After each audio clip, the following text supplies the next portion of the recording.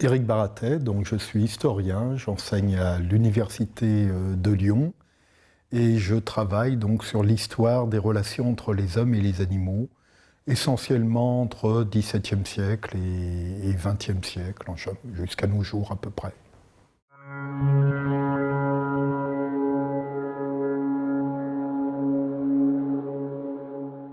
Alors en fait, cette démarche d'historien sur les animaux, je l'ai conduite depuis déjà un bon moment, une trentaine d'années maintenant. Et à l'époque, ça a été un peu fortuit, c'est-à-dire je cherchais un sujet pour entreprendre une thèse de doctorat. Et subitement, si je puis dire, l'idée m'est venue de travailler sur les animaux. À l'époque, il y avait très peu de choses de fait. C'était juste le début des études en matière d'histoire, de sociologie, milieu des années 80. Et donc je suis parti là, j'ai choisi un sujet de thèse donc consacré à l'Église et les animaux, comment l'Église représente, évoque et utilise les animaux. Et je suis parti de fil en aiguille comme cela jusqu'à nos jours. Alors le travail évidemment a beaucoup changé en 30 ans. Au début, je me suis intéressé à ce qu'on peut appeler les représentations humaines, ce que j'appelle maintenant l'histoire humaine des animaux, le versant humain de la relation homme-animal, c'est-à-dire comment les hommes se représentent les animaux, qu'est-ce qu'ils en disent, comment ils les utilisent, etc. Donc j'ai commencé par ce travail sur l'Église et l'animal entre XVIIe et XXe siècle, où j'ai essayé de voir donc l'évolution du discours clérical sur l'animal, ne pas en faire un discours figé comme les théologiens ou les philosophes peuvent avoir la tentation de faire, mais au contraire bien montrer la dynamique de ce discours, la dynamique des pratiques, et montrer qu'il n'y a pas finalement de position figée, contrairement à ce qu'on veut souvent croire en pensant que le christianisme c'est telle ou telle position. En fait, les choses évoluent beaucoup dans le temps et elles évoluent encore beaucoup plus fortement de nos jours. Il suffit de penser aux positions récentes du pape François, à son encyclique sur l'écologie, où il revient très profondément sur les positions de l'Église vis-à-vis de la nature et des animaux. Donc j'ai commencé avec ça, puis je me suis intéressé aussi avec une collègue de l'Université de Lyon, Elisabeth Ardouin-Fugé, à deux phénomènes que l'on avait appelés un peu à l'époque des phénomènes carrefour, des phénomènes en lieu clos, où l'on pouvait finalement voir, dans ce lieu clos bien précis, on pouvait voir ce qui se passait au niveau société. Et donc on s'est intéressé à la corrida, alors pas en tant qu'aficionado, mais vraiment en tant qu'historien, parce que c'est un phénomène assez étonnant. Qu'est-ce qui pousse les gens à venir voir dans une arène un taureau être mis à mort? Donc on s'est intéressé au discours, à la mise en place de cette corrida, à ses évolutions, au changement petit à petit des interprétations, à la montée des oppositions. Et finalement, c'est un phénomène qui symbolise presque les relations de la société occidentale avec le monde animal. Un peu après, on s'est intéressé aux jardins zoologiques, à l'histoire des jardins zoologiques entre XVIe et XXe siècle. Et là aussi, pour montrer la dynamique, l'évolution de ces jardins, donc depuis leur mise en place avec les villas princières des XVIe siècle, et puis avec la ménagerie de Versailles, qui est vraiment le premier jardin zoologique, et puis leur transformation progressive jusqu'à nos jours.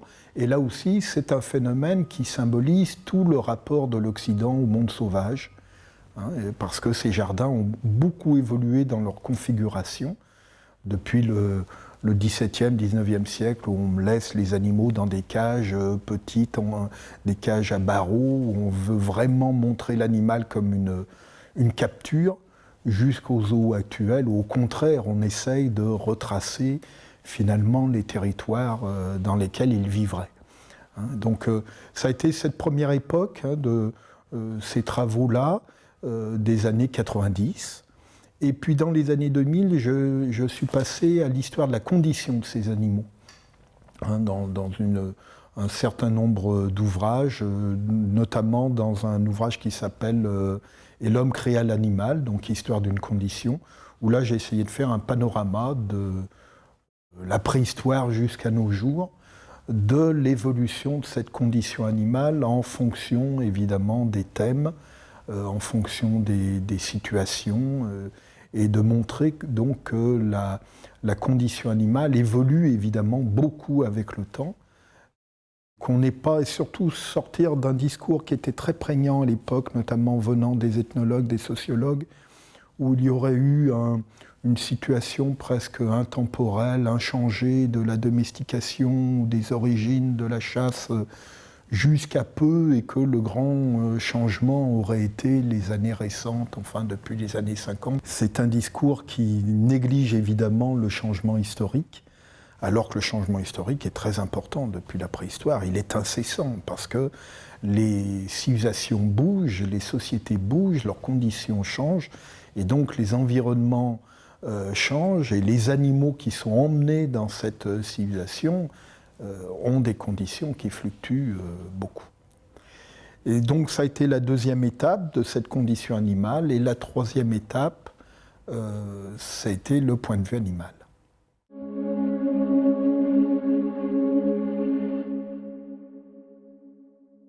Alors le point de vue animal a été finalement un gros changement dans mes recherches. Il vient d'une constatation que j'ai faite dans les années 2000, après avoir déjà un peu publié, avoir un peu mûri, ça faisait une vingtaine d'années que je travaillais le sujet, et j'ai constaté un peu que finalement, ce que j'avais écrit, sur ce que j'avais travaillé, on savait beaucoup de choses sur les humains, et on ne savait pas grand-chose sur les animaux. Et il m'a semblé qu'il y avait un déséquilibre, puisqu'on je travaillais, beaucoup d'autres personnes, des historiens, des philosophes, des ethnologues, etc. aussi. J'ai eu l'idée qu'il y avait un déséquilibre entre l'homme et l'animal dans cette histoire de la relation entre les hommes et les animaux. Et que finalement, on ne travaillait que sur ce que j'appelle maintenant le versant humain de cette relation homme-animal, et qu'on avait laissé de côté le versant animal. Alors en grande partie, à cause des documents. Les philosophes travaillent sur des documents écrits par des hommes, les historiens aussi, les ethnologues vont enquêter auprès des humains. Donc naturellement, comme nous sommes en sciences humaines, nous nous sommes intéressés au discours humain. Mais la deuxième idée qui m'est venue à cette époque-là, c'est que comment peut-on avoir une véritable histoire des relations homme-animal si on ne va pas voir le côté animal, pardon. Et l'idée, c'est que sans doute, ça doit rejaillir sur ce discours humain. Et donc, on ne peut pas avoir faire un véritable constat, un véritable bilan de ce discours humain, de ces utilisations humaines, de ce versant humain, si on ne va pas voir de l'autre côté. Et donc, l'idée, ça a été de passer sur le versant animal, de prendre le point de vue animal et de voir ce qui se passe pour mieux comprendre la relation entre les hommes et les animaux. Alors ça a commencé donc avec ce livre paru en 2012, donc Le point de vue animal, une autre version de l'histoire, qui a été un peu à la fois un manifeste, un discours de la méthode, montrer comment on pouvait faire pour passer de l'autre côté et prendre le point de vue géographique de l'animal, se mettre à côté de lui pour essayer de voir ce qu'il vit, voir le point de vue psychologique pour essayer de voir ce qu'il ressent. Et l'idée, c'était donc d'utiliser ces documents, les documents que j'avais, les documents historiques, ou en chercher d'autres, et de les croiser avec ce qu'on sait actuellement en matière de physiologie, de vétérinaire, d'éthologie, de toutes les connaissances concernant les animaux. Alors je dis bien croiser, pas contrôler, parce que les gens de l'époque, les gens de telle et telle époque, du Moyen-Âge, du XIXe siècle, connaissaient des choses que nous ne savons plus, puisque les conditions ont changé, et inversement, nous savons des choses qu'ils ne connaissaient pas. Donc il ne faut pas imposer un savoir sur l'autre, mais croiser ces deux points de vue, et finalement, on se rend compte qu'on trouve beaucoup de choses, et qu'on voit beaucoup de choses. Alors, dans le point de vue animal, je m'étais intéressé aux vaches laitières, aux chiens de compagnie, aux chevaux de mine, aux taureaux de corrida. et aux animaux dans la Première Guerre mondiale. Et donc ça m'a permis de montrer que c'était possible de faire cette histoire. De cet exemple des animaux dans la guerre, j'en ai fait un livre ensuite, Bêtes des tranchées, des vécus oubliés, qui est paru en 2013. Où là, j'ai pris tout l'exemple du front ouest, de toutes les armées engagées dans le front ouest, pour voir, alors pas simplement comment les animaux ont été utilisés dans cette guerre, c'est ce que font beaucoup d'historiens amateurs, au bon sens du terme, qui se sont intéressés au sujet depuis une vingtaine, une trentaine d'années, notamment dans les pays anglo-saxons.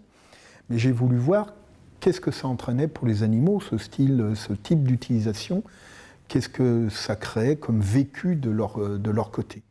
Donc j'ai rassemblé des témoignages du genre témoignages d'anciens combattants, témoignages de vétérinaires, articles scientifiques de vétérinaires, photographies, etc. Et pour voir un peu comment ces animaux ont vécu. Et donc je suis parti, le plan que j'ai adopté dans le livre, c'est de partir des réquisitions de ces animaux, leur transport jusqu'au front, ce qu'elles vivent au front en fonction de leur utilisation, et puis jusqu'à les blessures, la réforme ou la mort, et pour terminer par le souvenir des soldats et le souvenir des anciens combattants après la guerre, où finalement ce souvenir s'est constitué et puis il a disparu, on l'a oublié, et il n'est revenu que depuis une vingtaine d'années. On se remet à penser aux animaux dans la guerre, évidemment, et ce qui en dit beaucoup, là aussi, sur le changement de notre regard sur le monde animal. Et la troisième étape, elle est tout à fait récente avec ce livre donc, qui vient de sortir, qui vient de paraître sur les biographies animales. Alors c'est un livre en fait auquel j'avais pensé avec le point de vue animal. J'avais écrit 2 biographies que je voulais mettre dans le point de vue animal. Et puis l'éditrice n'était pas très emballée, donc je les ai enlevées en me disant j'en ferai un livre plus tard. Et donc c'est ce livre-là. L'idée c'est de finalement dans le point de vue animal ou dans les bêtes des tranchées, j'avais pris le point de vue animal mais de groupe. Et là, l'idée, c'était d'aller plus loin et de voir ce qui se passe du côté d'un individu pour aller plus loin encore dans le point de vue du ressenti, le point de vue psychologique, si on peut dire. Et donc, j'ai choisi une dizaine d'animaux. Alors, je les ai choisis, en fait, pour bien faire comprendre, je les ai choisis non pas en fonction de mon centre d'intérêt primordial, mais en fonction des documents. Parce qu'il faut avoir des documents où il y ait des indices sur ce point de vue animal. Si celui qui écrit ne parle que de lui, par exemple, ou se contente de parler des relations entre les hommes et cet animal-là, ou la manière dont le public se comporte, etc., ça ne donne pas d'indices. Donc il faut trouver des documents où il y ait suffisamment d'indices, où la personne, finalement, ait suffisamment regardé l'animal, et est témoigné avec suffisamment d'à-propos. Et en croisant ces documents avec le savoir éthologique, le savoir zoologique actuel, eh bien on arrive à voir beaucoup de choses. Et donc j'ai fait dans ce livre 4 parties. Une première partie, c'est comment reconstituer des vies, par exemple avec la girafe de 1827 qui arrive à Marseille, qui va ensuite à Sabot, de Marseille à Paris, puis qui va finir sa vie au Jardin des Plantes, eh bien on a des textes de naturalistes qui permettent de voir ce qui se passe de son côté en croisant cela avec le savoir actuel sur les girafidés. Et on voit comment elle arrive à survivre, ce qui n'est pas le cas de toutes les girafes à l'époque. Elle survit assez longtemps, parce qu'elle a un tempérament particulier, parce qu'il y a des circonstances particulières, et qu'elle vit donc cette expérience d'une manière tout à fait individuelle, tout à fait singulière. Et c'est une espèce de rencontre entre elle, représentant les girafes, et puis les Français qui la rencontrent et qui représentent finalement le monde occidental. Et puis dans une deuxième partie, j'ai voulu aller essayer de faire ressentir les ressentis, c'est-à-dire essayer de vraiment donner le point de vue psychologique, se mettre presque dans l'animal, en prenant par exemple le cas du taureau Islero qui a vaincu Manolete en 1947, hein, c'est le taureau le plus célèbre de la corrida. Donc c'était un tout petit taureau peureux, fuyant, qui n'avait pas du tout envie de combattre, qui était aussi presbyte, et donc qui, lorsqu'il arrivait près des hommes, ne voyait plus rien et se mettait à jeter ses cornes dans tous les sens, qui en faisait un taureau très dangereux. Puisqu'un bon taureau pour les aficionados, pour le torero, c'est le taureau qui va tout droit, évidemment. Si le taureau se met à encorner dans tous les sens, il est imprévisible.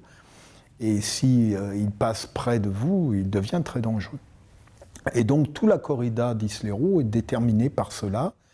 Et donc, Manolete le fait profondément châtier, c'est-à-dire blesser pour l'affaiblir.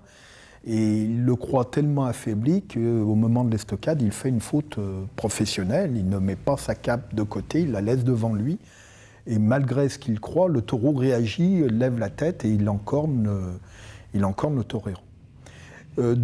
Autre exemple dans ces biographies, troisième partie, ça a été d'essayer de reconstituer des époques. Puisque l'idée, c'est à partir du moment où on passe du côté des animaux, ces animaux ont une histoire, exactement comme les humains. Pas forcément une histoire qu'ils déterminent eux-mêmes, mais qu'ils vont vivre. Et là, j'ai pris le cas de deux chimpanzés importés en Occident. L'un qui s'est retrouvé dans un zoo à Manchester, l'autre dans une famille américaine dans les années 20. Et donc, j'ai essayé de me montrer comment ces animaux avaient vécu cette expérience, avec des points communs très forts, parce que c'est une période, la période 1850-1950, où on veut humaniser les singes.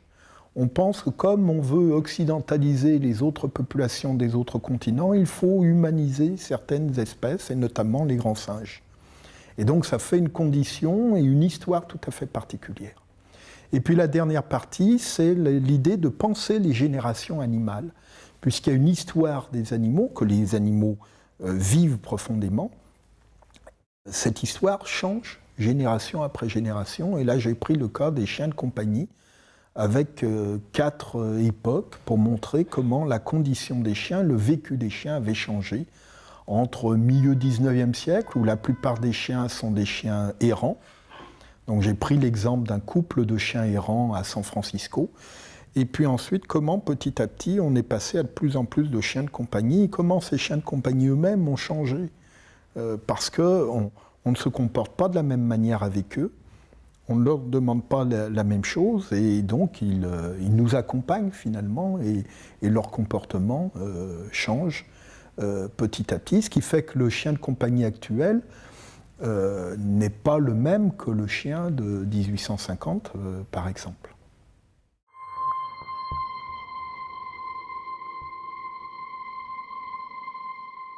Alors la distinction entre le domestique et le sauvage a beaucoup évolué, évidemment.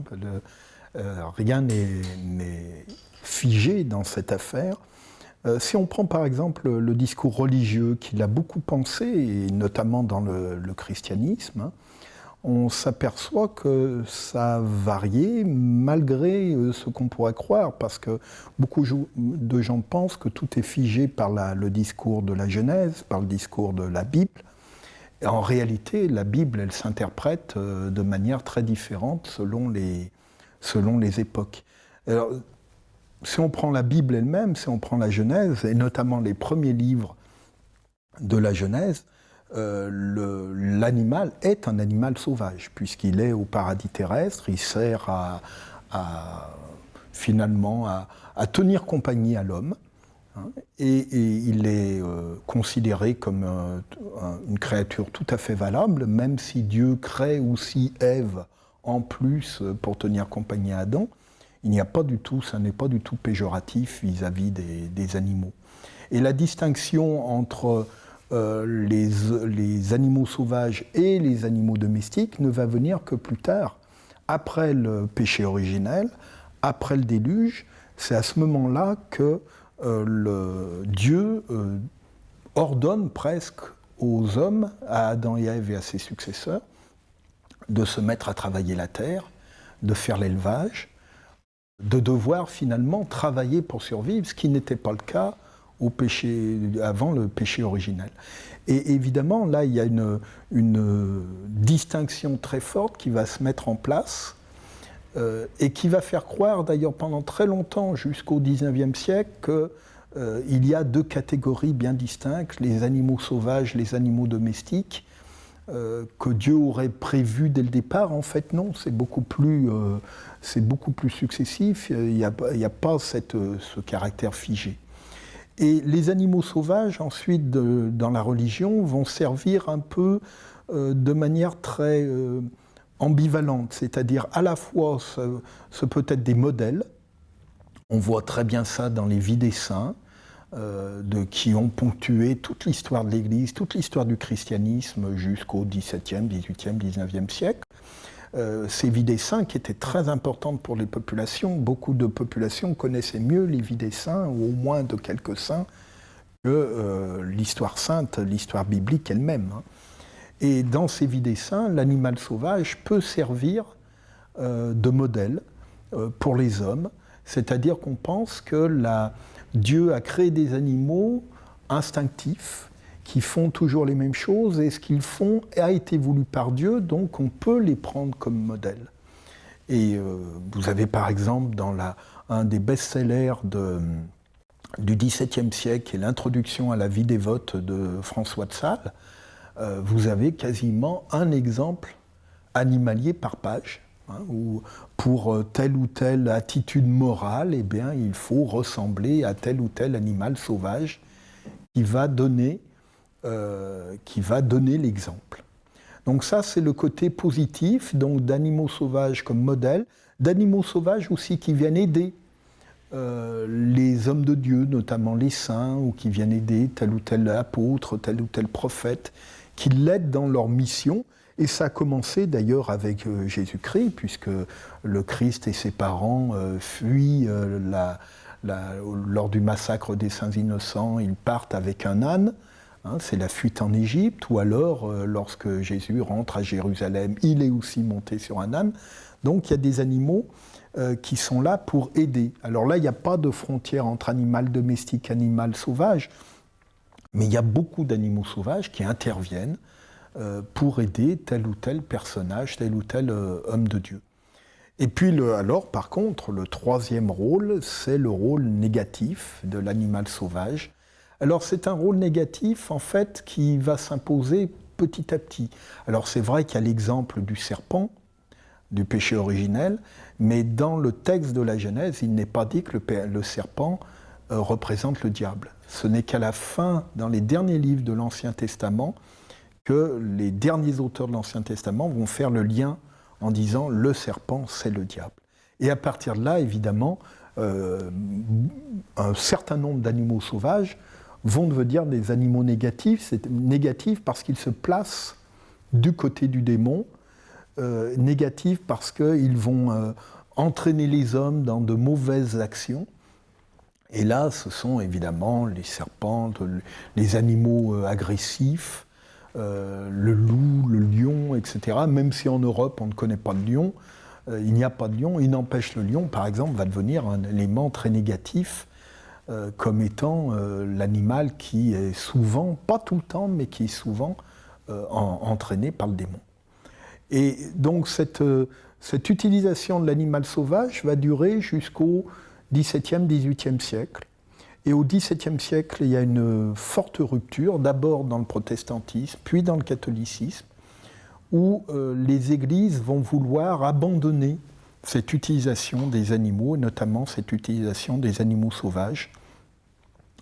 Et vous avez par exemple, à la fin du XVIIe siècle et au début du XVIIIe siècle, des critiques très violentes vis-à-vis de François d'Assise.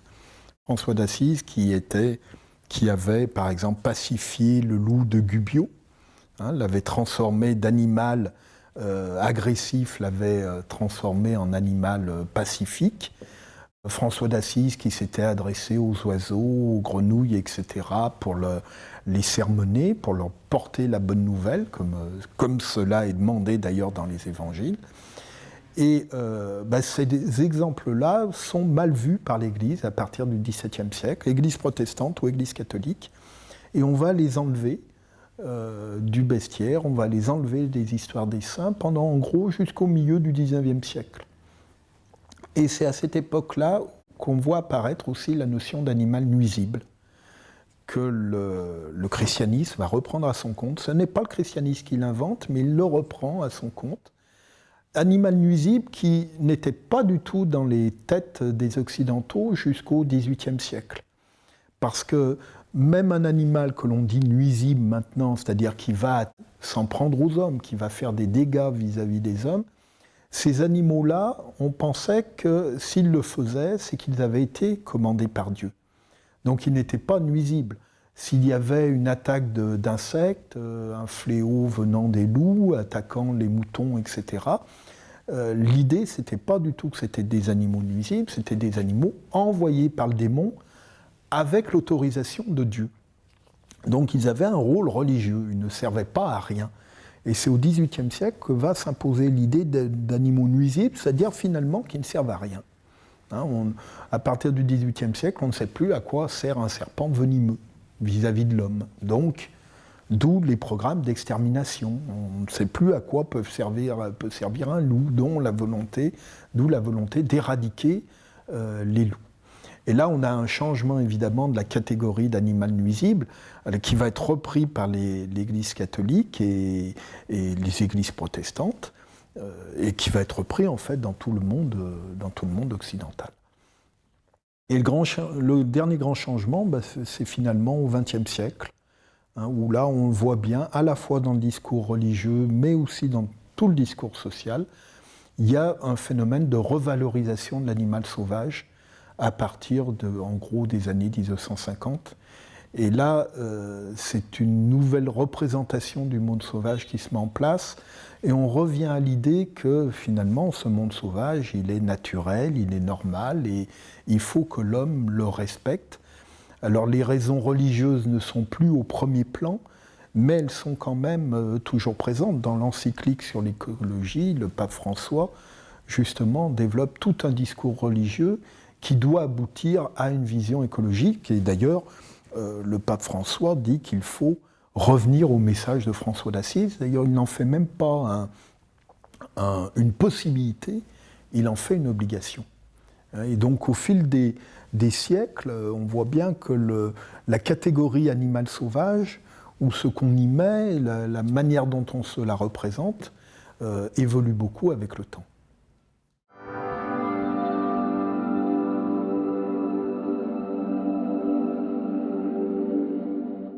Alors, les procès d'animaux, c'est un phénomène qui apparaît à la fin du Moyen-Âge, avec des précédents bibliques, puisque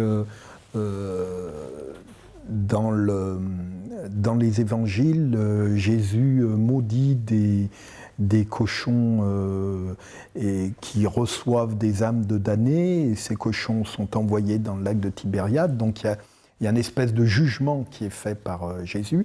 Et puis on a des histoires de saints, notamment, qui se mettent à juger tel ou tel animal. Et donc ce sont ces précédents-là qui vont créer l'idée de développer des procès dont les traces datent à peu près, les premières traces, 13e, 14e siècle.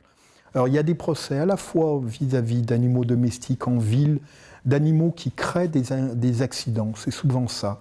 Qui renverse une personne ou qui tue un cheval, un cochon qui renverse quelqu'un, voire qui peut le faire mourir en le renversant. Donc on a l'idée de juger ces animaux-là. Et puis il y a aussi ça concerne aussi les animaux sauvages, et notamment tout ce qui est insectes ravageurs des récoltes, et qui détruisent les récoltes, par exemple les vignes, les arbres fruitiers, etc., ou même les blés. Alors on trouve à la fois des insectes volants ou alors des vers dans la terre, mais tout ça est mélangé dans l'idée d'animaux insectivores, enfin d'animaux plutôt qui gâtent les récoltes.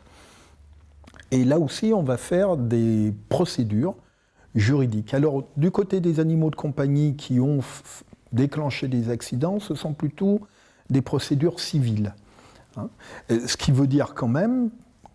ça veut dire qu'il y a un jugement, il y a un avocat pour l'animal, etc. Ça veut dire qu'on considère que l'animal fait partie d'une certaine communauté.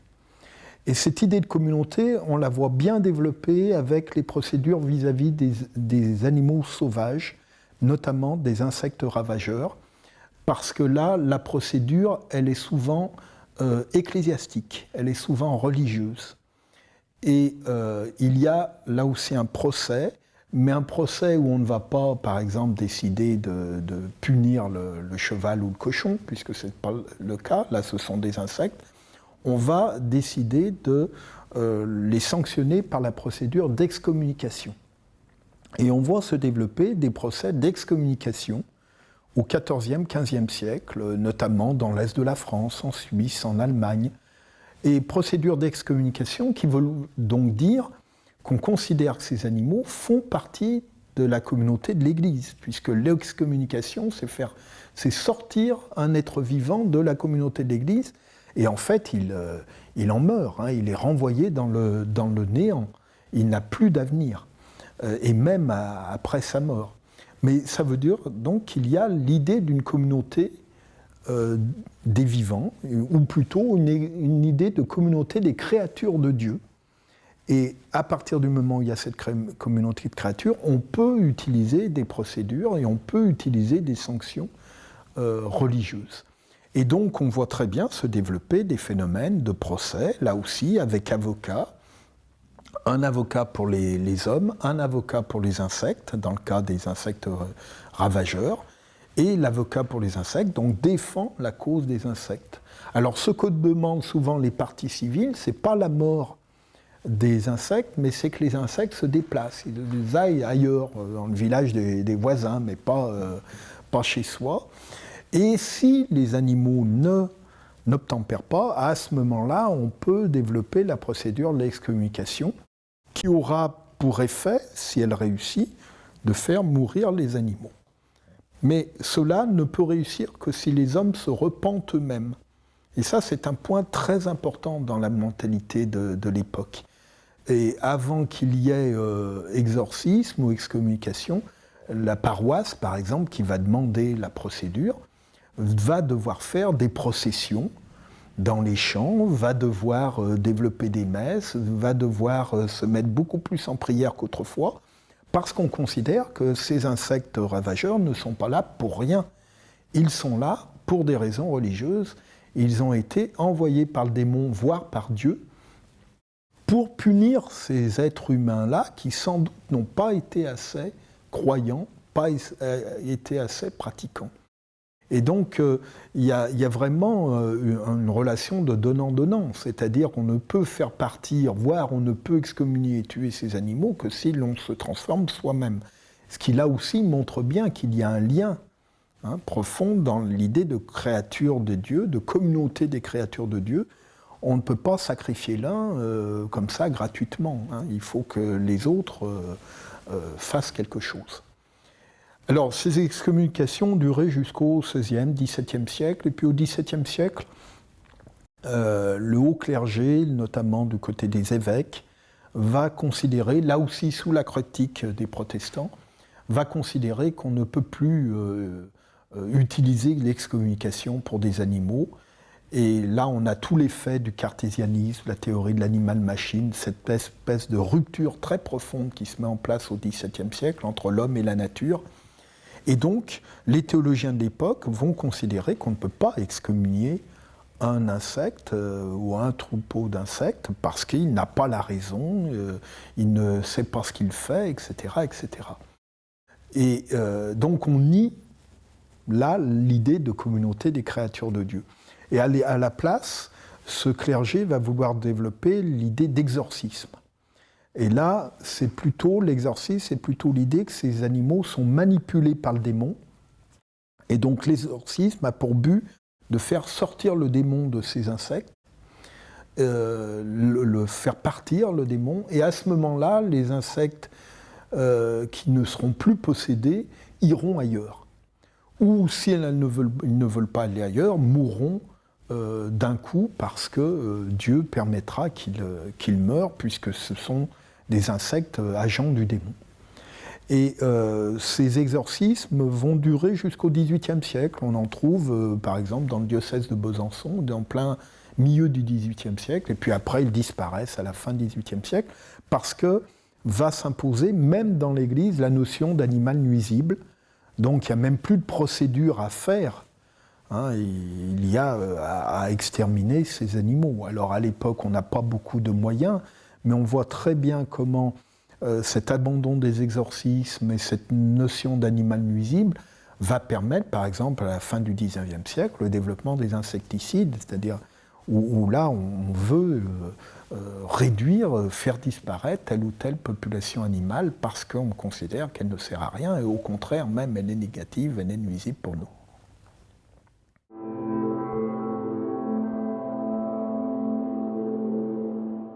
Alors la notion d'animal nuisible, on la voit apparaître seconde moitié du XVIIIe siècle. On voit apparaître le terme de nuisible qui n'existait pas auparavant. On le voit nettement à la fois chez des philosophes, chez des théologiens, mais aussi dans les populations du diocèse de Besançon qui demandent des exorcismes d'animaux. La plupart demandent parce qu'elles n'ont pas ce concept d'animal nuisible. Et puis on voit une ou deux demandes par-ci par-là, c'est encore très minoritaire, on est dans les années 1760, mais quand même au niveau des campagnes, quelques populations qui disent qu'ils sont en face d'animaux nuisibles, qu'il faut exterminer. Il y a cette volonté-là. Elle va se cristalliser à cette époque aussi parce que l'époque voit se développer un très fort anthropocentrisme. Notamment, je pense par exemple à Bernardin de Saint-Pierre, qui explique dans les années 1780 que le melon est découpé en segments pour permettre à l'homme de pouvoir le découper plus aisément. On trouve chez Buffon l'idée que le chien est né pour servir l'homme directement, etc. Le cheval aussi. Il y a vraiment cette idée que toute la nature a été configurée pour le bien de l'homme. Ce n'est pas une nature qui aurait été configurée pour le plaisir de créer des animaux, ce qui pourrait être une vision religieuse, la création de Dieu. Mais là, c'est vraiment, tout tourne autour de l'homme. Et à ce moment-là, évidemment, les animaux qui ne tournent pas bien autour des hommes, qui empêchent l'humanité de bien fonctionner, qui l'entravent, deviennent des animaux nuisibles. Et pour cela, il n'y a plus qu'une solution, c'est l'extermination. Et ça va se développer encore au XIXe siècle, à propos des animaux sauvages exotiques. Ça, c'est un mot d'ordre qu'on voit dans tout le XIXe siècle. On le voit même chez les membres de la SPA, ce qui est tout à fait étonnant maintenant pour nous. L'idée, c'est qu'un bon animal sauvage n'a que deux solutions. Soit il se met au service de l'humanité, d'une manière ou d'une autre, et à ce moment-là, on le garde, soit, s'il refuse, il est exterminé. Mais l'idée de conserver des animaux sauvages dans leur milieu, les laisser vivre tels qu'ils vivent, paraît totalement aberrant pour les hommes du XIXe siècle. Donc on pousse très loin le finalisme humain, le finalisme de la nature. L'animal est fait pour l'homme. Ça va extrêmement loin et ça va se développer d'une manière très forte parmi les populations, dans la seconde moitié du XIXe siècle. Et là, il y a le rôle fondamental de l'école primaire. L'école primaire, on le voit très bien dans les manuels du primaire, dans les leçons de l'époque. L'école primaire inscrit définitivement, jusqu'à nos jours, définitivement pour un siècle en gros, cette idée de animal nuisible, animal utile, en fait presque une catégorie naturelle, qui fait qu'on ne peut pas penser autrement. Et ça dure jusqu'à la fin du XXe siècle. Et c'est pour ça que les affrontements actuels portent souvent sur cette idée de nuisible utile, et notamment d'animal nuisible, parce que d'un côté, il y a ceux qui déconstruisent la notion en disant mais ce n'est qu'une notion historique, et puis d'autres pour qui c'est vraiment un mode opératoire pour penser la nature, et que la nature est bien distinguée entre animal nuisible utile ou mauvaise herbe et bonne herbe, on le fait aussi pour la végétation.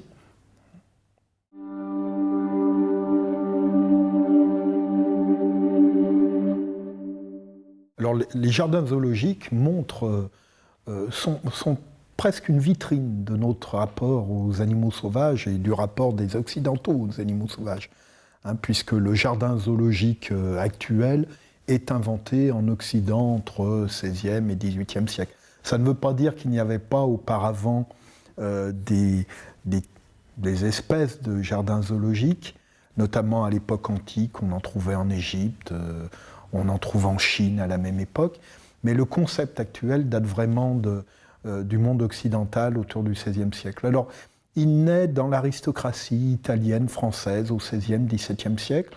C'est évidemment un effet des grandes découvertes, du développement du commerce mondial, qui fait qu'on va amener des espèces que l'on ne connaissait pas, ou dont on avait entendu parler, mais qu'on n'avait pas vu réellement depuis au moins l'Antiquité. Et ces animaux vont arriver de plus en plus nombreux à partir du XVIe siècle et jusqu'au siècle après siècle. Le nombre d'animaux augmente parce que le commerce augmente. Et évidemment, ces animaux à l'époque sont des animaux quand même rares, même s'ils sont plus nombreux, ils sont rares, ils sont chers. Et en fait, ils sont achetés par la grande aristocratie, l'aristocratie princière, voire l'aristocratie royale en Occident. Ce sont des animaux très rares, très précieux, et qui donnent donc qui symbolisent le rang extraordinaire du maître. Celui qui possède un animal exotique, venant d'Afrique, d'Amérique, etc., finalement, c'est aussi extraordinaire que de détenir le tableau d'un grand maître ou une statue antique, etc. Et ces animaux vont être considérés comme de véritables pièces de collection que l'on va exposer. Alors, lorsque ce sont des animaux morts, empaillés, on les expose dans les cabinets d'histoire naturelle.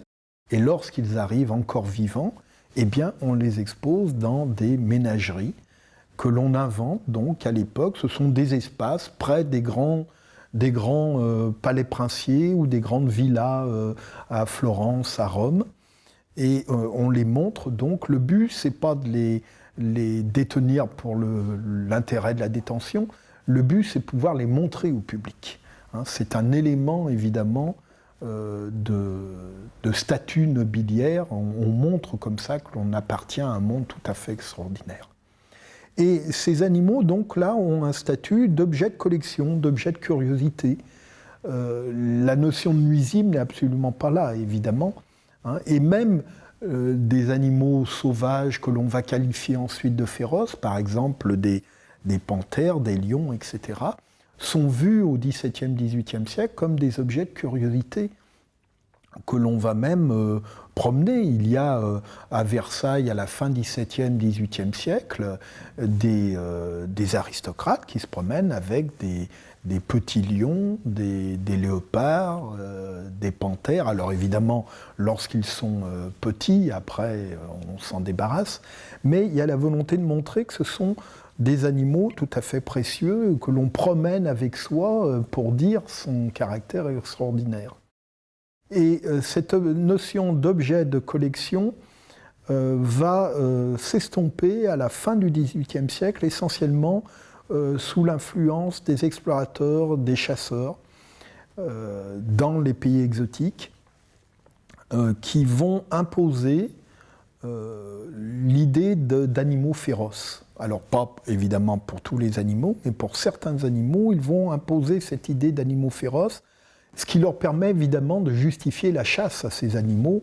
Par exemple, en Afrique, la chasse au lion va être imposée par ces chasseurs.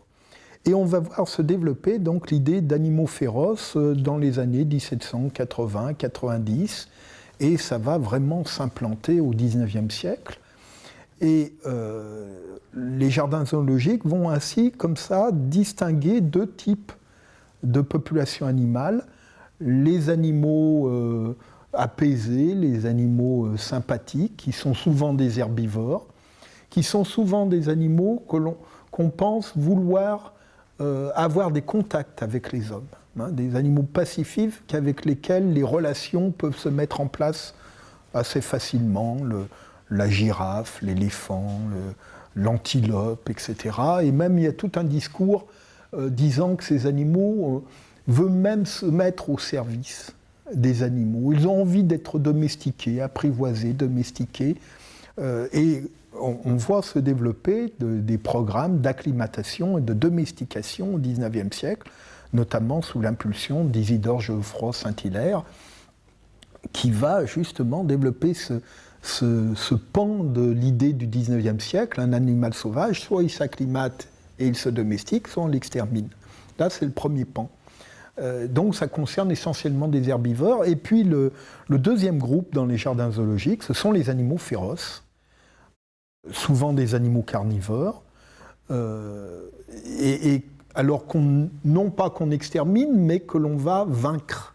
Hein, soit on les extermine sur place, soit on les capture, on les soumet, et on les emmène en jardin zoologique. Et là, on va montrer à la population qu'on a finalement dominé et vaincu ces animaux féroces. Et alors, ce qui est très intéressant, c'est de voir à quel point cette idée d'animal féroce se répercute même dans l'architecture des jardins zoologiques, puisque ces animaux-là, on va les mettre dans des cages et on va doubler, tripler les barreaux, à la fois pour des raisons de sécurité pour le public, mais aussi parce qu'il se développe une espèce de peur de ces animaux. Il y a tout un discours sur la fuite de ces animaux qu'il faut absolument empêcher, parce qu'ils sont absolument terribles.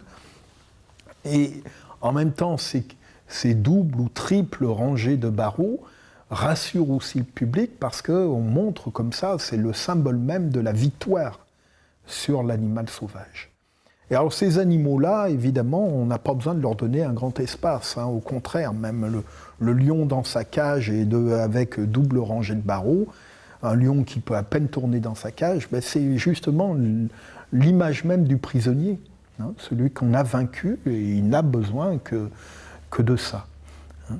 Et alors cette vision-là va durer jusqu'à l'entre-deux-guerres, voire le milieu du XXe siècle, ça dépend des pays en Occident.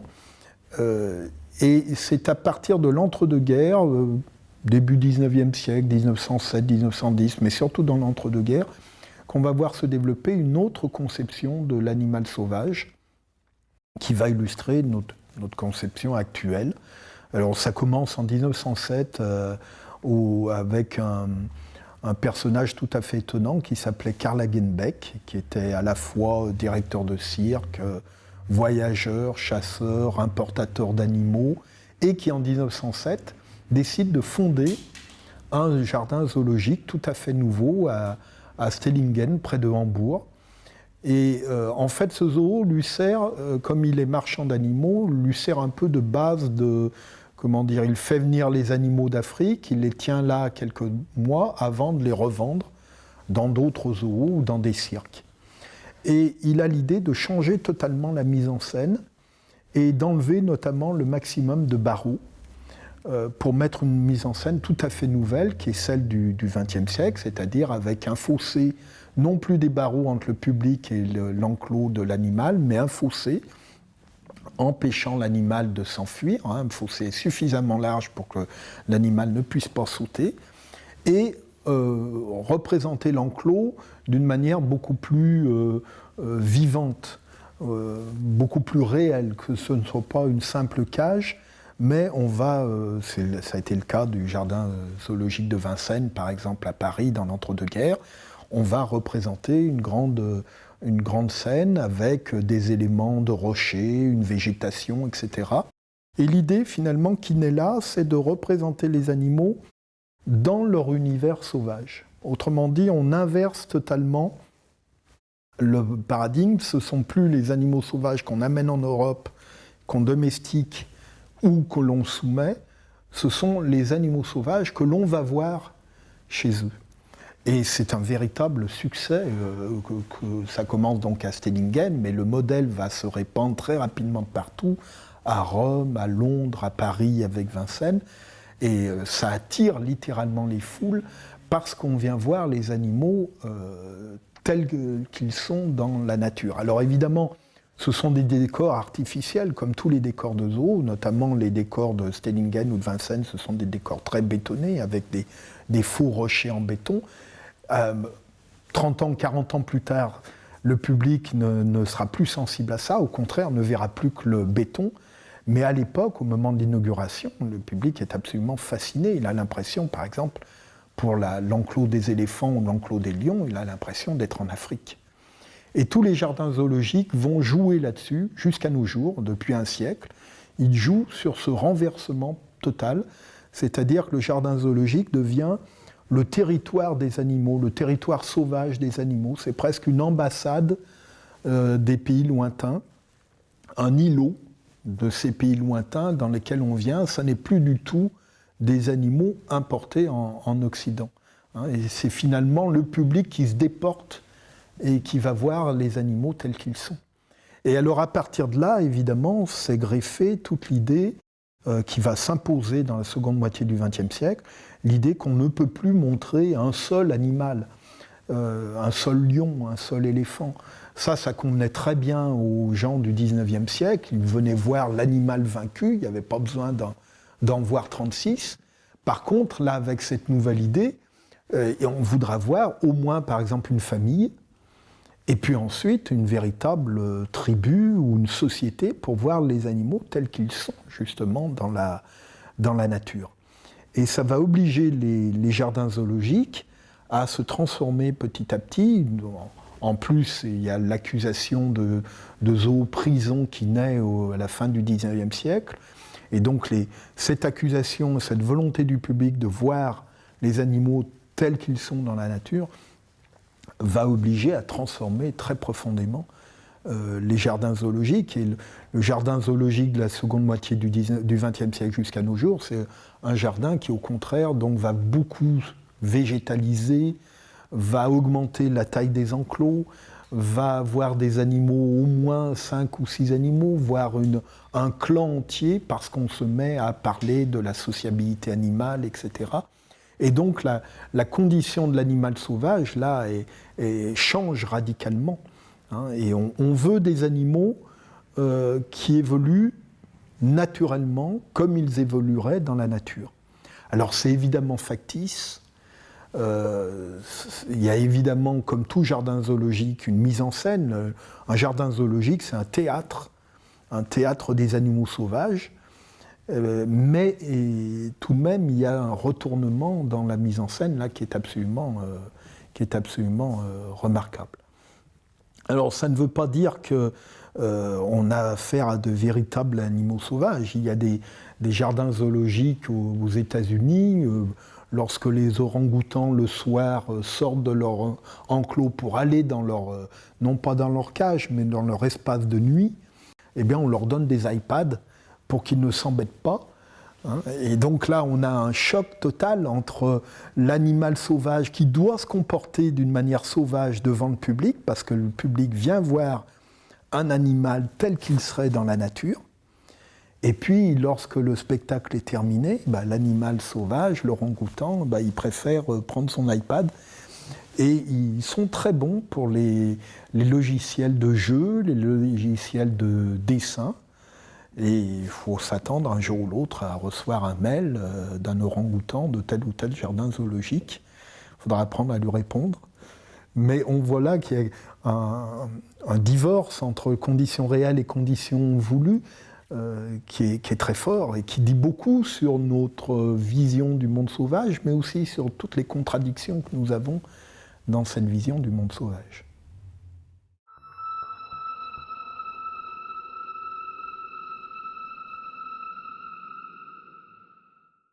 Oui, la notion de point de vue animal, on la voit bien germer dans les jardins zoologiques. Finalement, on la voit apparaître avec les premières critiques sur les jardins zoologiques, fin 19e, début 20e siècle. Et ces premières critiques, on les trouve dans les archives.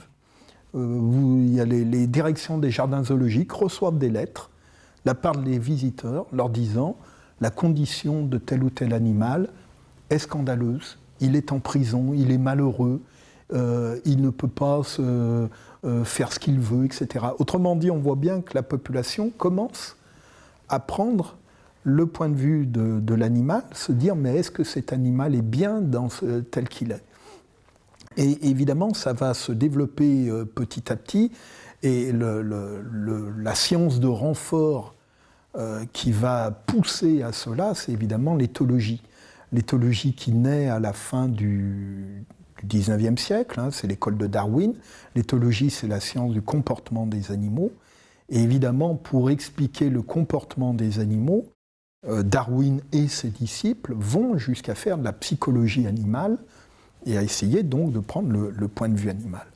Et tout ça donc va se rassembler, c'est les critiques d'un côté, l'obligation de prendre en compte l'éthologie de l'autre, va faire que, essentiellement à partir des années 40-50, on va de plus en plus se demander comment transformer les jardins zoologiques et faire en sorte qu'ils soient mieux adaptés à l'animal, à sa condition, à son point de vue, etc. Alors, dans un premier temps, ça va essentiellement passer par de la végétalisation, par essayer de trouver un décor qui convienne mieux à l'animal. Ensuite, ça va se faire par les activités. On va se dire que l'animal doit avoir besoin d'activités, et donc on va mettre en place des jeux, on va mettre en place les phénomènes de recherche de nourriture, on cache la nourriture pour que l'animal la cherche, etc. Donc il y a bien cette idée, petit à petit, de se mettre à la place de l'animal, de voir dont l'animal a besoin pour, évidemment, qu'il apparaisse en meilleure forme, pour qu'il soit en meilleure forme, pour que la mortalité diminue, parce qu'elle reste très importante jusqu'aux années 1960-1970. Donc tout ça va se conjuguer pour obliger à prendre en compte ce point de vue. Et effectivement, ça peut arriver à des situations que l'on voit apparaître dans les jardins zoologiques américains dans les années 60-70, du phénomène inversé, c'est-à-dire ce sont les animaux qui sont entre guillemets en liberté dans de très grands enclos, et les hommes qui sont canalisés, par exemple, dans des passages vitrés ou dans des passages grillagés. Hein, et on vient voir l'animal tel qu'il est, on le regarde tel qu'il est, on essaye de comprendre comment il vit, ce qu'il a envie, etc. Et l'homme, au contraire, c'est lui qui se retrouve finalement encagé, entre guillemets. Hein, et puis, il y a effectivement ces dispositifs les plus récents où on essaye d'éloigner l'homme pour qu'il n'y ait pas de stress du côté de l'animal, puis qu'il puisse se comporter comme il en a envie, ou de faire en sorte qu'il puisse développer sa vie telle qu'il le voudrait, quitte à ne pas forcément pouvoir le voir du côté du public. Alors ça a ses limites.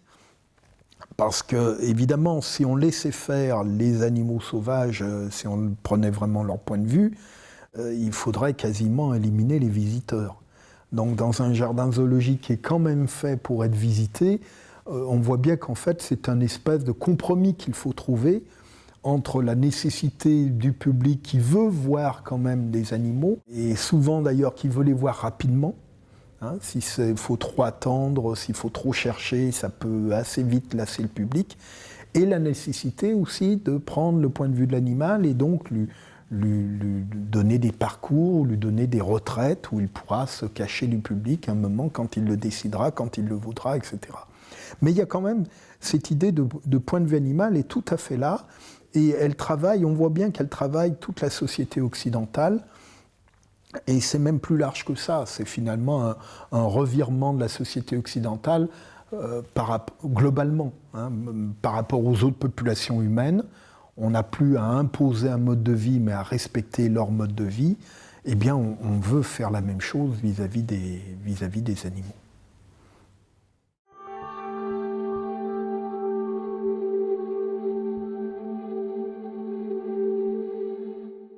Alors, prendre le point de vue animal, ça a deux buts.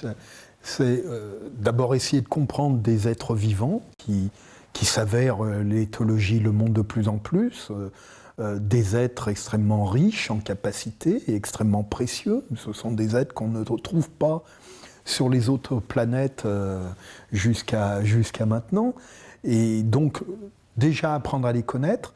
Et puis le deuxième but, c'est de mieux comprendre la relation que nous avons avec eux.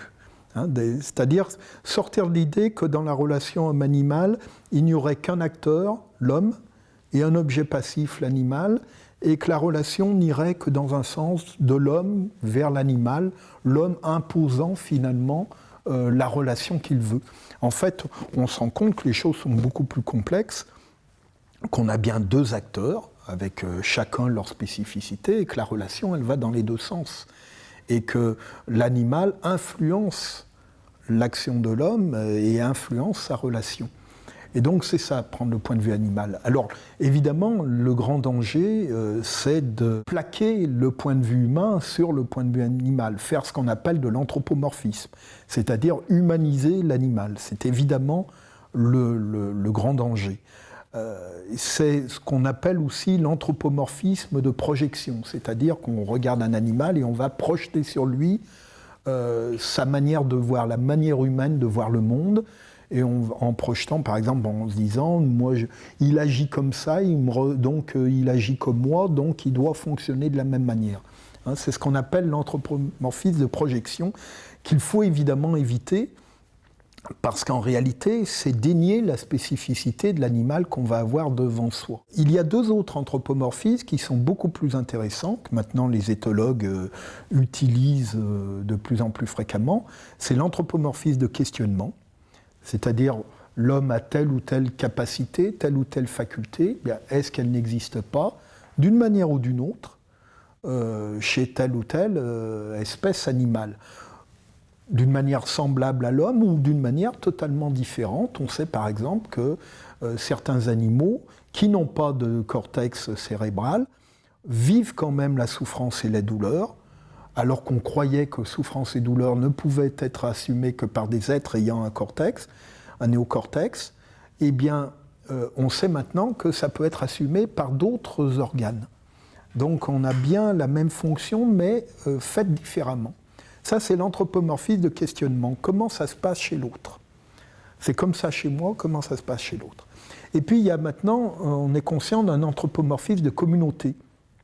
C'est-à-dire qu'avec des espèces très proches de nous, on peut se dire que là, l'anthropomorphisme peut être intéressant, même peut-être une explication valable. Par exemple, avec les chimpanzés, puisque nous sommes très proches biologiquement, eh bien, l'anthropomorphisme peut devenir un élément d'explication. On fait, hommes et singes font les mêmes gestes, ont les mêmes comportements, eh bien, ça peut devenir intéressant, juste, d'appliquer le même raisonnement. Et maintenant, les primatologues n'ont plus honte d'employer ce genre de procédé, en le contrôlant, évidemment, en le vérifiant, en le contrôlant. Et puis, il peut y avoir un anthropomorphisme aussi de communauté avec des espèces pour lesquelles nous avons pris l'habitude depuis très longtemps de vivre. Et c'est le cas des chiens. L'école hongroise d'éthologie canine, qui est une école remarquable, sans doute la première, la plus importante au monde, considère que depuis 40 000 ans au moins que nous vivons avec des chiens, il y a eu un phénomène de coévolution. Donc nous sommes biologiquement différents, mais nous avons appris à vivre ensemble, et donc nos comportements se sont rapprochés. C'est ce qui fait que nous nous comprenons. Nous nous comprenons relativement bien. Les chiens nous comprennent relativement bien, et nous les comprenons relativement bien. Et ils ont fait des expériences, par exemple, sur des propriétaires de chiens, et ils ont montré que le propriétaire comprend bien 60 à 70% des comportements de son chien. Ce qui est pas mal. Est-on sûr de comprendre plus de 70% d'un ami, d'un conjoint ou d'autres populations humaines? On sait à quel point les ethnologues ont du mal à se mettre dans la peau, justement, de prendre le point de vue des autres sociétés humaines.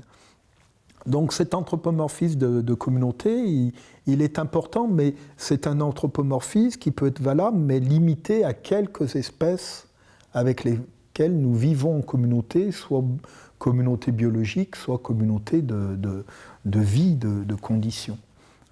Alors, évidemment, il faut éviter l'anthropomorphisme de projection, mais ça, on peut maintenant relativement bien le faire en étant exigeant avec soi, hein, en critiquant bien les documents, les témoignages que l'on a, en croisant avec le savoir éthologique actuel, on arrive à comprendre. Alors pas, si je prends l'exemple de la girafe de 1827 qui va de Marseille à Paris à pied et pour lesquels on a des témoignages de naturalistes, eh bien on voit des choses. Alors peut-être que 30% de ce qu'elle a vraiment vécu, de ce qu'elle a vraiment ressenti, il n'empêche que ça permet de comprendre beaucoup plus de choses que si on reste sur le versant humain. On comprend beaucoup mieux comment et pourquoi elle a survécu, par exemple, comment elle a pu s'adapter. Et puis on comprend mieux aussi les gestes humains. Et on comprend mieux notamment les phénomènes d'incompréhension, d'adaptation réciproque, d'interaction, d'ajustement petit à petit. Comment les uns et les autres se rapprochent, se comprennent ou ne se comprennent pas, et comment ça évolue dans le temps. Et ça, c'est très intéressant parce que ça enrichit fortement la relation hommes et animaux, et ça nous permet de voir des choses auxquelles on n'aurait absolument pas pensé si on était resté sur le point de vue humain.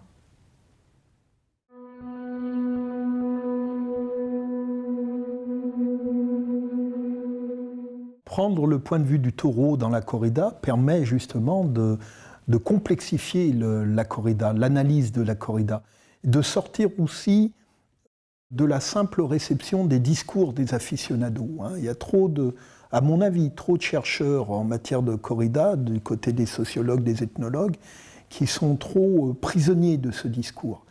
Et en prenant le point de vue animal, on peut justement s'éloigner de ce discours et avoir une vision beaucoup plus complexe, beaucoup plus riche de la corrida.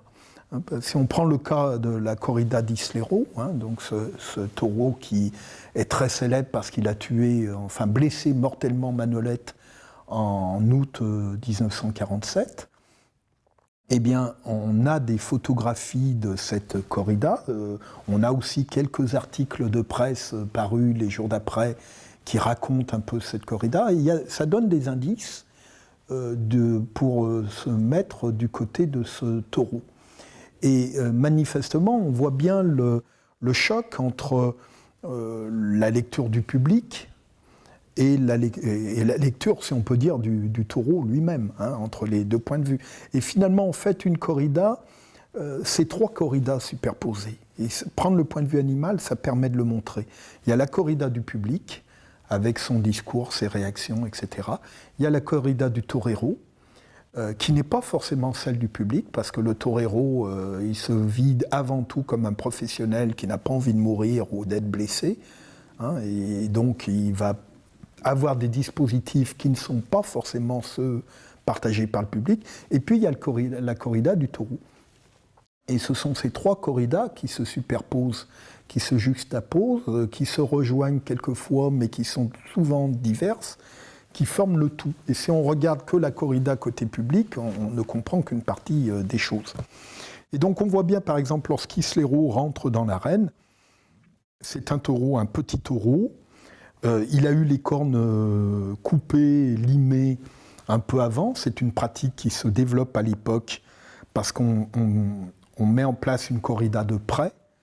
Mais une corrida de près, c'est plus dangereux que la corrida ancienne. Et donc les toreros qui ne veulent pas mourir, contrairement à ce que peuvent dire les aficionados sur l'égalité des chances, etc., vont faire couper les cornes et limer les cornes. Ça trouble l'estimation des distances chez le taureau. Ça donne des cornes moins longues, donc moins dangereuses. Et puis, ça peut dissuader aussi un taureau de les utiliser parce que c'est quelque chose d'extrêmement douloureux pour l'animal, puisque tout ça est fait à vif. Donc, ce petit taureau Islero qui rentre dans l'arène, il y a d'abord une perturbation totale. Il arrive dans quelque chose de totalement inconnu. Il faut penser au bruit, il faut penser aux odeurs, il faut penser à l'aveuglement de la lumière. Il est resté plusieurs heures dans l'obscurité. Donc il est totalement perturbé, il se met au centre de l'arène, comme beaucoup de taureaux perturbés. Et lui, il y a des taureaux qui vont réagir d'une manière plus forte, en fonçant par exemple, non pas parce qu'ils sont agressifs, mais parce qu'ils veulent s'enfuir.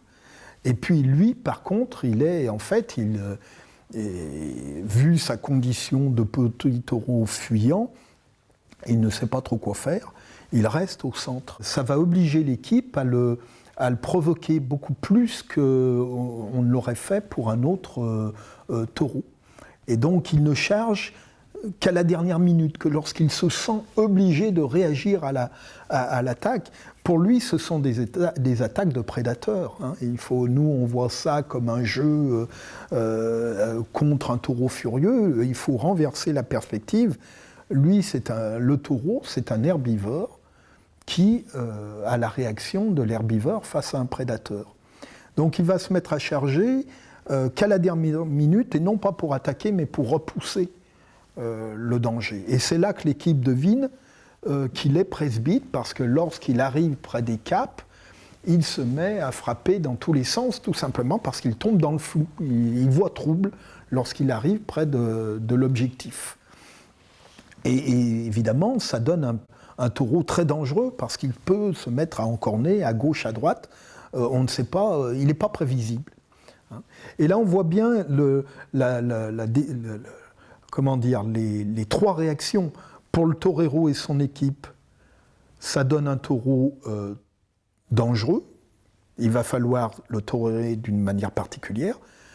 Pour le taureau, il se retrouve handicapé, évidemment, lorsqu'il arrive contre les obstacles. Et le public, lui, va très mal réagir.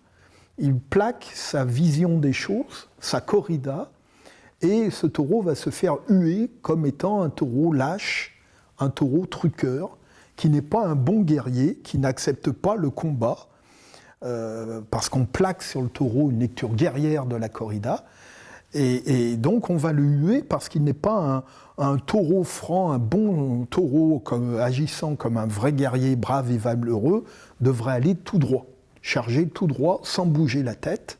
Or, ce n'est pas du tout ce qu'il fait. Lorsqu'il arrive près de l'obstacle, il freine, il encorne dans tous les sens, et donc il est très dangereux.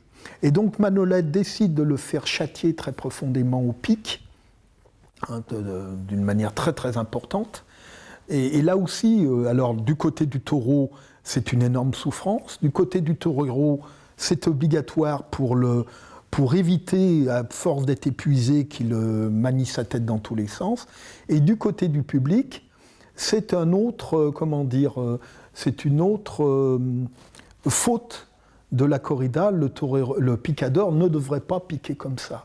Et donc le public hue le picador, la présidence donne une amende, l'équipe proteste, mais on voit bien que ce sont des protestations factices de l'équipe. En fait, l'important pour elle, c'est de fatiguer le taureau, l'épuiser pour qu'il ne devienne beaucoup moins dangereux.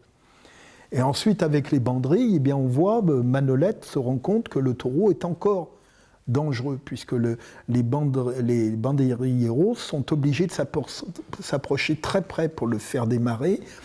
Et comme il se met encore à encorner dans tous les sens, ils ne peuvent pas piquer le taureau avec les banderilles tel qu'il le faudrait. Ils le font un peu pas à la sauvette, mais à la va-vite pour essayer justement de ne pas y rester. Donc ça influe, la personnalité du taureau influe totalement la corrida. Hein, et donc Manolete ensuite va faire ses passes justement pour épuiser encore l'animal, et au départ il fait des passes très longues, enfin le plus éloigné possible, il maintient le taureau le plus éloigné possible de lui, puis ensuite des passes par terre, où il fait traîner la cape en rond autour de lui, en obligeant le taureau à baisser la tête, ce qui le fatigue beaucoup évidemment. Et c'est lorsqu'il voit que le taureau ne se met plus à encorner dans tous les sens qu'il va faire des passes beaucoup plus près, mais il n'en fait que 4 en restant prudent. Et les 2 derniers moments, c'est un moment, donc le taureau est totalement épuisé, il ne bouge plus, et Manolete s'approche de lui, le touche ses cornes, une corne, la base de sa corne, Et on a une photo de cela. Alors il est en travers par rapport au taureau, de manière à être le moins visible possible. Il regarde le public. Et là aussi, on voit bien les trois corridas juxtaposées, c'est-à-dire que le taureau, lui, sent la main. Et la photo montre bien qu'en fait, il n'a pas de réaction. Ce qu'il bouge, c'est uniquement les oreilles et la queue, à la fois par peur et par... il n'est plus capable de faire que ça. Manolette regarde le public en signe un peu de défi, en disant « Voyez comme je suis téméraire ». Mais en fait, le but de toucher la corne, c'est de voir justement si le taureau réagit. Et là, le taureau ne réagit pas. Il bouge les oreilles, il bouge la queue, mais il ne bouge pas la tête. Et du côté du public, c'est l'ovation, l'image du torero qui est justement téméraire, qui est prêt à risquer sa vie pour aller toucher le taureau. Et on voit bien, après le moment suivant, au moment de l'estocade, Manolette, qui croit que le taureau ne bougera pas, enfonce profondément, très lentement l'épée, et donc ça crée une énorme souffrance pour l'animal. Et donc l'animal, malgré son épuisement, réagit, lève la tête, enfin il relève, c'est presque un réflexe de douleur, et Manolette, trop confiant, a laissé devant lui sa cape, au lieu de la mettre sur un côté en cas de réaction de l'animal. Et évidemment, l'animal réagit dans la cape et il l'enlève, il soulève Manolette, il l'encorne comme cela, mais d'une manière presque involontaire. Et Manolette retombe dessus, donc il est encorné 2 fois, au soulevé et au retombé, et l'animal va mourir un peu plus loin. Et dès que Manolette meurt le lendemain, on voit très bien comment ce petit taureau fuyant, qui n'avait pas du tout eu envie de combattre, va devenir l'incarnation du taureau meurtrier. L'éleveur qui a fourni cet animal va tuer la mère pour la punir d'avoir engendré un monstre. On va faire de ce taureau un énorme taureau de 500 kilos, féroce, furieux, alors qu'il en faisait à peine 300. On va exhiber sa peau. Il y a même un restaurant à Madrid qui exhibe sa tête, mais sa tête, en fait, a très vite disparu à l'époque pour cacher le fait qu'on avait scié les cornes. Parce que c'est une pratique encore, maintenant qui est connue de tout le monde, mais à l'époque qui est encore très secrète. Et donc là, on voit bien comment on a des visions très différentes entre l'animal d'un côté, qui est finalement un animal domestique qui ne demandait rien à personne, et puis de l'autre côté, un animal qu'on va vouloir transformer. Au début, on aurait voulu qu'il soit sauvage, féroce, et puis il ne joue pas le jeu, donc on l'accuse de trou-cœur. Et puis on va le retransformer en animal féroce après, parce qu'il a quand même tué Manolette. Mais comme ça ne correspond pas à la réalité de l'animal, on le transforme. On en fait un énorme taureau furieux. On trouve sur Internet des récits qui racontent qu'il aurait, une fois Manolette à terre, il aurait essayé de l'encorner plusieurs fois. En fait, c'est faux. On le voit bien sur les photographies. Mais il faut rendre en sauvagisme l'héros pour finalement faire comprendre la mort de Manolette, que l'un des plus grands toreros du siècle meurt devant un petit taureau de 300 kilos qui n'avait pas envie de se battre. Évidemment, ce n'est pas une belle histoire à raconter.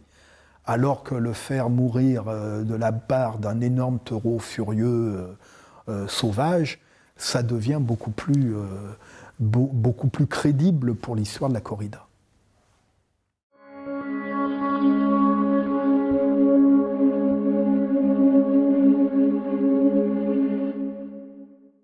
Oui, cette distinction domestique-sauvage pour les animaux, si on essaye de prendre le point de vue des animaux, elle ne veut pas dire grand-chose, parce qu'en fait, si on pense au niveau des individus, il faut aussi se mettre à penser de plus en plus au niveau des individus du côté des animaux, la distinction, évidemment, ne veut pas dire grand-chose, parce que c'est une distinction plaquée, c'est une représentation plaquée sur l'animal.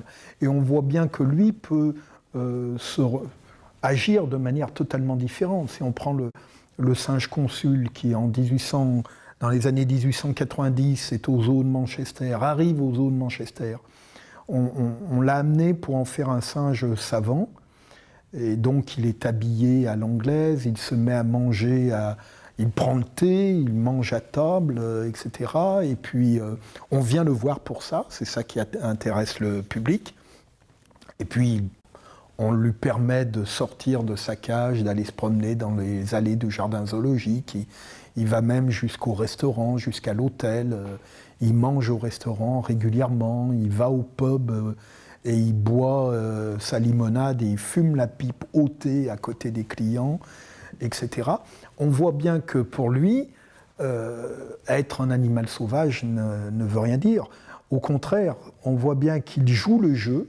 Évidemment, on veut l'humaniser. C'est la grande époque où on veut humaniser les animaux sauvages, sinon ils doivent être exterminés. Mais lui-même joue le jeu. Et il joue le jeu parce que ça lui permet de sortir de sa condition de singe en cage, de conditions très difficiles à l'époque, avec de fortes mortalités, etc., et puis des petites cages. Et donc, il n'a pas du tout envie de rester dans cette condition de singe sauvage encagé, prisonnier, capturé. Et au contraire, il veut passer du côté de l'humanité, parce que ça lui permet de gagner en conditions de vie.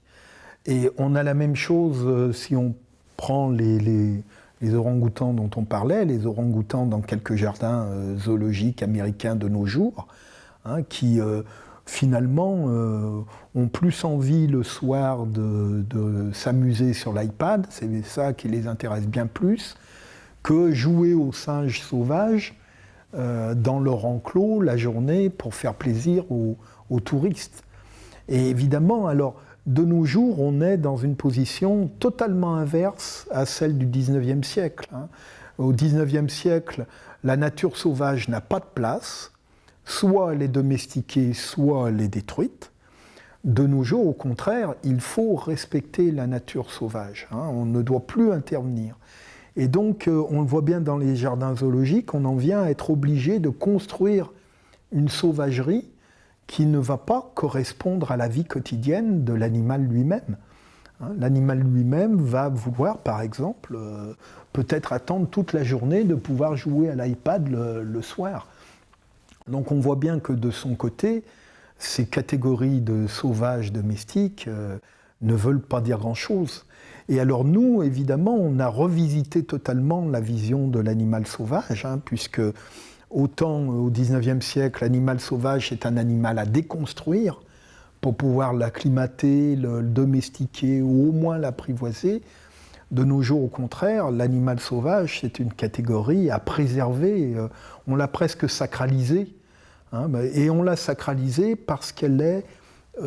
cette catégorie d'animal sauvage est menacée, puisqu'il y a beaucoup d'espèces qui disparaissent. Et là, c'est un effet, évidemment, de la déconstruction. La déconstruction fait que soit on déconstruit le discours, on comprend qu'il y a un aspect historique, soit on sacralise totalement la pratique que l'on veut maintenir. Si on déconstruit le discours, on va arriver à abandonner la pratique en question, mais si on veut maintenir la pratique, il faut sacraliser. C'est ce que font les aficionados avec la corrida. Ils ont tout un discours pour sacraliser la corrida en jurant qu'elle est là depuis l'Antiquité, que c'est un rite religieux, etc., etc., alors que ce sont des visions totalement récentes. Hein, les hommes du XIXe siècle n'auraient absolument pas pensé à cela. Ben, on fait aussi la même chose pour l'animal en jardin zoologique.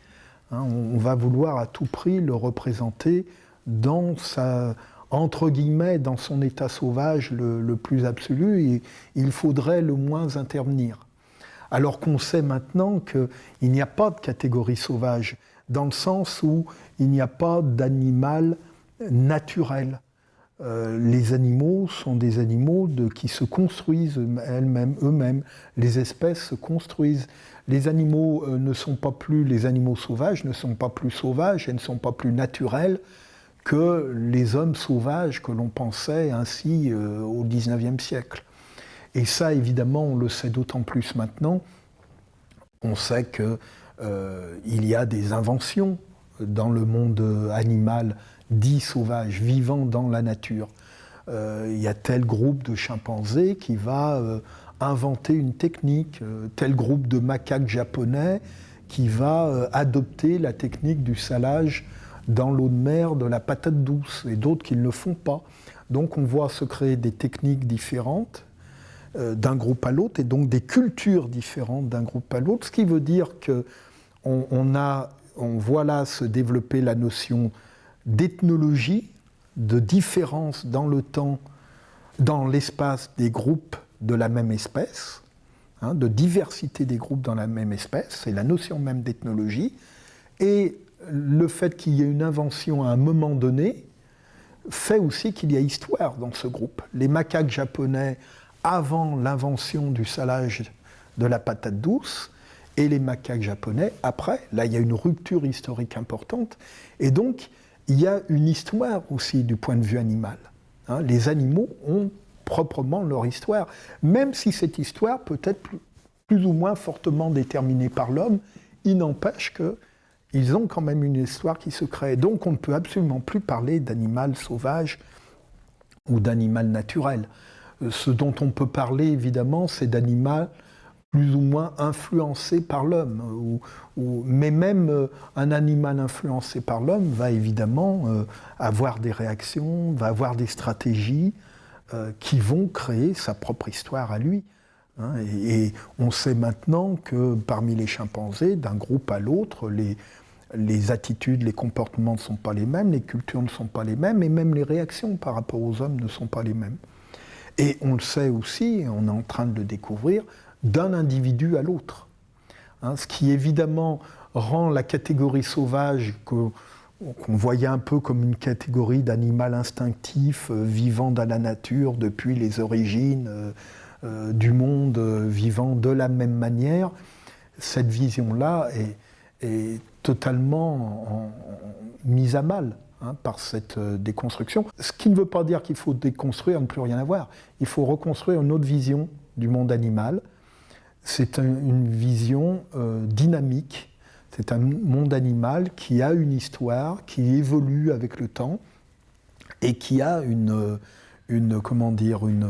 richesse aussi dans l'espace.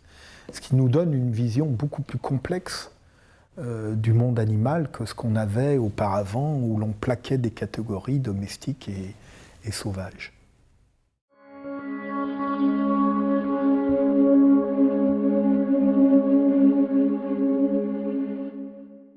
Et c'est tout l'intérêt du point de vue animal, de pouvoir réfléchir à la fois sur les animaux et à la fois sur l'homme.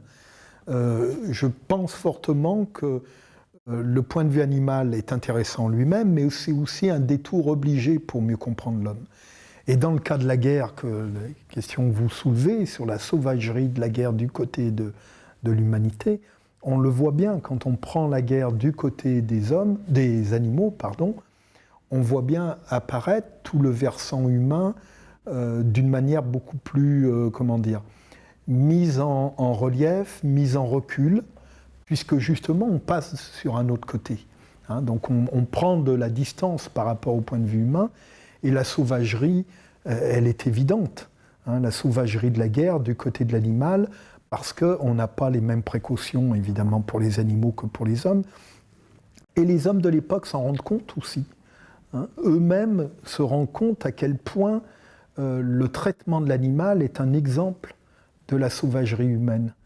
Il y a cette page remarquable dans À l'Ouest, rien de nouveau d'Éric Maria Remarque, où à un certain moment, le héros et son équipe n'arrivent plus à supporter les cris d'agonie et de souffrance des chevaux. Et ils disent qu'ils en sont à se boucher les oreilles, à crier aux infirmiers qui sont en train de chercher des blessés, d'achever les chevaux. Il y en a même un qui est prêt à passer le parapet pour aller tuer le cheval voisin pour ne plus entendre ça. Et on voit bien, tel que c'est écrit, à quel point ce point de vue animal rejaillit sur les hommes et à quel point ça soulève en eux l'absurdité de la guerre. La cruauté de la guerre, finalement, où on est allé jusqu'à faire souffrir des êtres qui n'ont absolument rien demandé. Hein. Et à la fin de la scène, l'équipe discute entre elles, et il y a un des intervenants qui le dit, mais la dernière chose acceptable dans une guerre, c'est la souffrance des animaux. Et là, on voit bien que tout est lié, que point de vue animal et point de vue humain se lient totalement. Et évidemment, ça permet d'en apprendre plus à la fois sur les animaux et à la fois sur les hommes.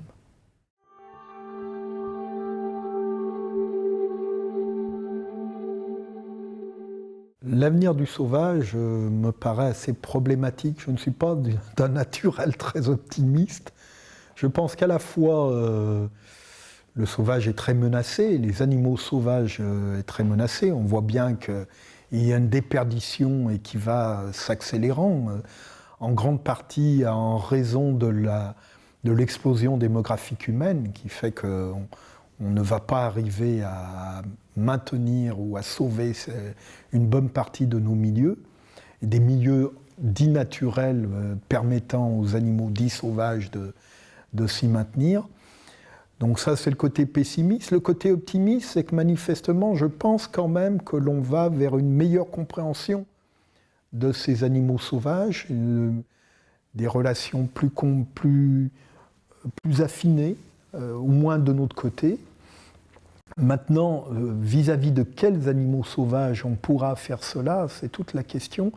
Je me demande si on n'est pas en train d'inventer petit à petit, on le voit bien avec les animaux de zoo, si on n'est pas en train d'inventer une nouvelle catégorie qui vient s'interposer entre animaux domestiques et animaux sauvages. Ces animaux au départ sauvages, que l'on va avoir par exemple dans des réserves ou avoir dans des jardins zoologiques, que l'on va faire se reproduire entre eux, parce qu'on ne veut plus et on ne peut plus aller puiser dans le vivier sauvage pour la transformer, la régénérer, avec tout le problème évidemment de ce qu'on appelle maintenant la dérive génétique, ce qui fait que ces animaux que l'on maintient en réserve ou en jardin zoologique, souvent pour des raisons de conservation, et peut-être sans doute qu'effectivement c'est comme cela qu'on va sauver peut-être les chimpanzés, alors qu'il n'y en aura plus en liberté. Mais ces animaux, sous le phénomène de la dérive génétique, ne seront plus des animaux tels qu'étaient leurs ancêtres en liberté.